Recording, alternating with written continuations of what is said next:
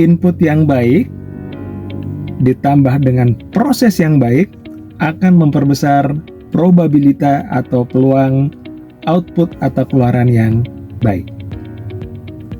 Kali ini saya tidak sedang membahas sesuatu yang berkaitan dengan dunia produksi atau manufacturing, di mana bicara mengenai input, proses, dan output. Tapi input, proses, dan output ini saya kontekskan dalam ranah yang lebih luas lagi. Contoh, input yang baik dikelola dengan proses yang baik akan menghasilkan output yang baik. Kalau kita bicara yang pertama, mengenai sumber bahan pangan atau bahan makanan. Jika sumbernya itu berasal dari bahan yang baik, kemudian kita masukkan ke dalam tubuh kita dengan cara yang baik, kita proses dengan aktivitas yang baik, maka akan menghasilkan output berupa tubuh yang sehat.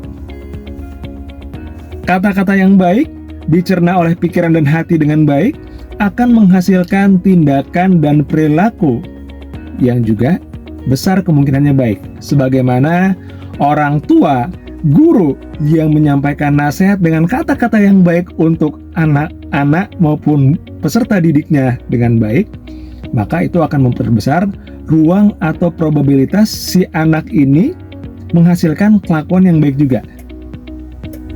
Kenapa tadi saya tambahkan ada probabilitas? Karena sebagaimana yang saya ketahui ya, dengan keterbatasan pengetahuan saya mengenai dunia produksi itu sendiri, walaupun materialnya baik, inputnya baik, prosesnya sesuai dengan prosedur, itu tidak jarang ketika ada yang namanya output atau hasil atau keluaran, itu muncul yang namanya defect, sehingga menghasilkan yang namanya produk-produk yang di-reject. Yang itu memang ada faktor X yang tidak bisa diprediksi dan kadang-kadang tidak bisa dihindari, ya.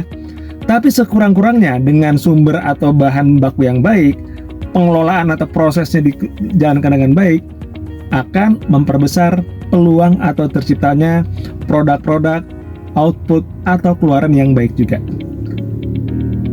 Maka bagi Anda semua, termasuk saya, pastikan bukan hanya bicara mengenai asupan secara nutrisi untuk fisik saja yang baik, mulailah biasakan untuk memasukkan informasi-informasi, baik informasi yang sifatnya visual, sifatnya audio, ke dalam diri kita juga yang baik-baik.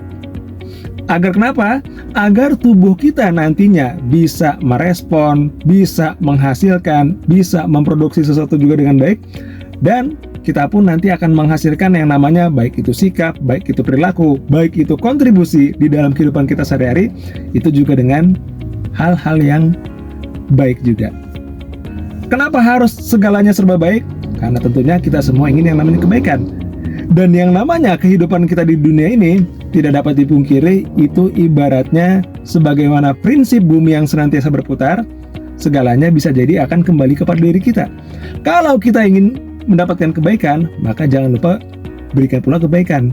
Nah, dan sebelum kita mengeluarkan atau menghasilkan sesuatu yang bernilai, maka pastikan juga sesuatu yang masuk ke dalam diri kita juga adalah segala yang bernilai. Kalau ternyata kita sudah berupaya untuk memasukkan sesuatu, baik itu informasi, ilmu, nasihat ke dalam diri kita dengan baik, namun output atau keluarannya, ya, perilaku-perilaku kita, kata-kata kita, sikap kita, itu belum bisa diterima dengan baik oleh orang lain di lingkungan di mana kita berada. Yang perlu dievaluasi adalah mungkin ada faktor di luar sana, di luar kendali diri kita, yang memang itu mempengaruhi sesuatu yang membuat apa yang kita lakukan itu tidak bisa diterima sepenuhnya. Dan yang perlu kita ingat adalah, yang terpenting, apapun yang keluar dari diri kita, itu adalah sesuatu yang memang sesuai dengan tuntunan dari nilai yang kita anut kebenarannya. Ya, karena balik lagi, jangan-jangan ketika sesuatu itu tidak bisa diterima oleh orang lain, bukan karena kita menghasilkan atau menunjukkan sesuatu yang tidak baik, tapi boleh jadi itu merupakan sesuatu yang boleh dikatakan tidak bisa diterima karena kita bukan berada pada tempat yang tepat. sebagaimana hukum, di mana kita tidak bisa memuaskan dan juga tidak bisa menyenangkan semua pihak. Terima kasih dan sukses selalu untuk Anda semuanya.